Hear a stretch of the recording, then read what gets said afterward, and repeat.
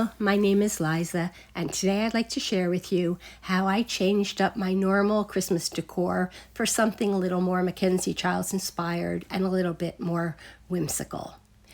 This is what I had last year, and as you can see, it's okay, but it just didn't have any pizzazz.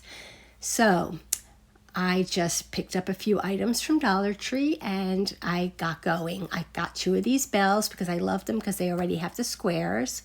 I've had these wreaths in my stash, but they are originally from DollarTree. Some ribbon, and I also ended up using just a poinsettia for the center of my bow. This Harlequin ribbon I had in my stash from Michael's. I needed some silver bells. I would have preferred the red, but I paint them later. So the first thing I did was spray painted my bells and then spray painted just the underneath so that you wouldn't see it from underneath.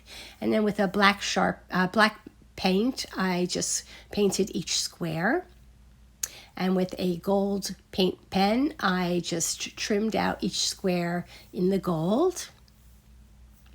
And then, like I said, I would have preferred the red bells, but I had some crimson chalk paint, so I just painted 4 of my bells, one for each of my jingle bells, one for each of my bell. And then when that paint dried, just to protect it, because chalk paint seems to scratch off easily off of the silver, I just used some Waverly wax, clear wax. Then I took my DollarTree wreath and I fluffed it out. See what I mean? It's really kind of a cute little wreath. And then I attached my red painted jingle bells into my bells with some fishing line. I put 1 in each bell. And then I attached them to my shutter, and I added a bow and a poinsettia for the center of the bow, and that was complete. Next, I wanted to add something a little Mackenzie Childs inspired to the center of my wreath. So I used the Snowman from DollarTree. I Googled some Harlequin diamond-shaped images on my computer, and I printed them out onto copy paper, and then I just flipped it upside down, and I traced the hat onto the back of the copy paper, and I cut it out. Next, I made sure I got rid of all the glitter with a sanding block, and I also removed the red band from the hat.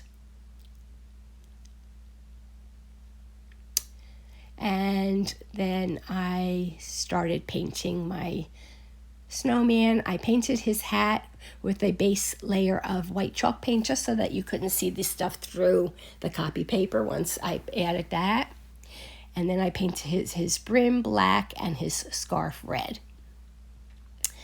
Then I took some of the painter's tape and I added it to my scarf, and I Mod Podged the Harlequin paper to his hat, but I didn't put a layer of Mod Podge on top, just on the bottom. And then I painted the in-between stripes of his scarf with some more chalk paint, and once it was dry, I pulled off the chalk paint and I had a little red and white striped scarf. And there you can see how the hat looks very nice on the hat.